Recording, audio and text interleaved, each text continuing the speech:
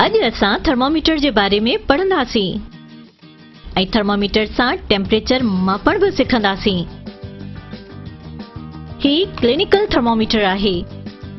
छा तव्हांखे ख़बर आहे त क्लिनिकल थर्मोमीटर छा थींदो आहे? ही कंहिंजे लाइ इस्तेमाल थींदो आहे? Do you know what a clinical thermometer is? A clinical thermometer is a thermometer used to measure body temperature.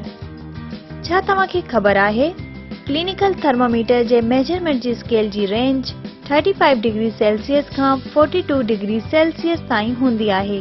ऐं जनाब, क्लिनिकल थर्मोमीटर में हिकु ख़ासि लिक्विड हूंदो आहे जंहिंखे मर्क्यूरी चइबो आहे ऐं थर्मोमीटर जे आख़िर में हिकु नंढो बल्ब भी हूंदो आहे, पर ही बिजली जो बल्ब बिल्कुल नाहे हूंदो। क्लिनिकल थर्मोमीटर के असां बॉडी टेम्परेचर ॼाणण जे लाइ इस्तेमाल कंदा आहियूं, छो त हिन जे मेजरमेंट बिल्कुल एक्यूरेट हूंदी आहे। मालूम करण चाहींदो त हिन जी कहिड़ी वजह आहे? छो त क्लिनिकल थर्मोमीटर में मौजूद मर्क्यूरी हिकु अहिड़ो एलिमेंट आहे जेको हल्की हरारत मिलण ते एक्सपेंड थींदो आहे, जंहिंजे करे इहो थर्मोमीटर जे नैरो ट्यूब में वधी करे असांखे बिल्कुल सही टेम्परेचर ॿुधाईंदो आहे। त जनाब, जेकॾहिं तव्हांखे फीवर यानी बुखार थिए त डॉक्टर तव्हां जे बॉडी टेम्परेचर क्लिनिकल थर्मोमीटर सां चेक कंदो। ऐं हाणे मां तव्हांखे पंहिंजी दोस्त सां मिलायां थी। मुंहिंजी दोस्त हॉस्पिटल जी लैब में कम कंदी आहे। उहा क्लिनिकल थर्मोमीटर जी जाइ ते लेबोरेटरी थर्मोमीटर जो इस्तेमाल कंदी आहे। अचो उन खां लेबोरेटरी थर्मोमीटर जे बारे में मालूमात हासिल कयूं था। छा तव्हांखे ख़बर आहे त लेबोरेटरी थर्मोमीटर छा थींदो आहे? लेबोरेटरी थर्मोमीटर उहो औज़ार आहे जेको लैब में मुख़्तलिफ़ तजुर्बनि ऐं टेम्परेचर माप करण जे लाइ इस्तेमाल थींदो आहे। A laboratory thermometer is an instrument used to measure temperature in labs. हिन थर्मोमीटर जे इस्तेमाल सां असांखे बिल्कुल दुरुस्त मेजरमेंट हासिल थींदी आहे।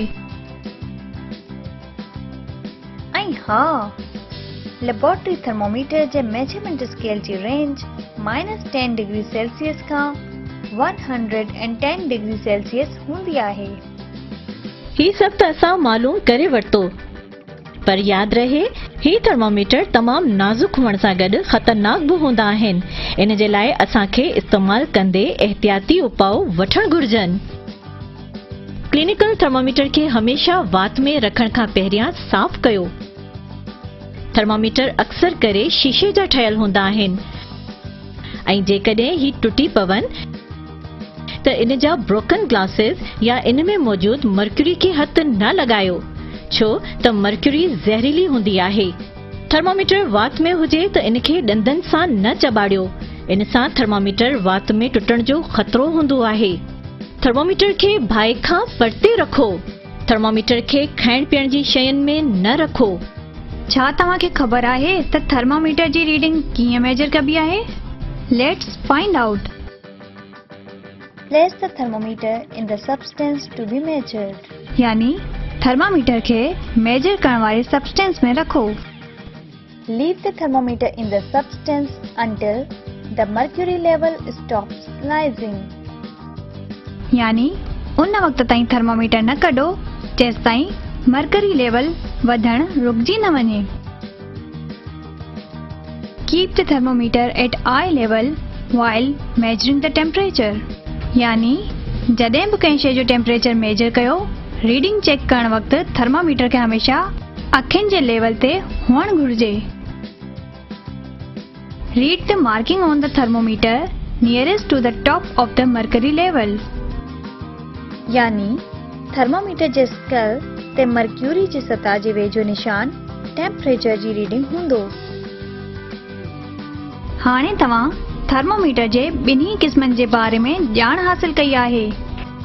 पंहिंजनि दोस्तनि सां गॾु लेबोरेटरी ऐं क्लिनिकल थर्मोमीटर जूं सिमिलरिटीज़ ऐं डिफरेंसेस डिस्कस कयो।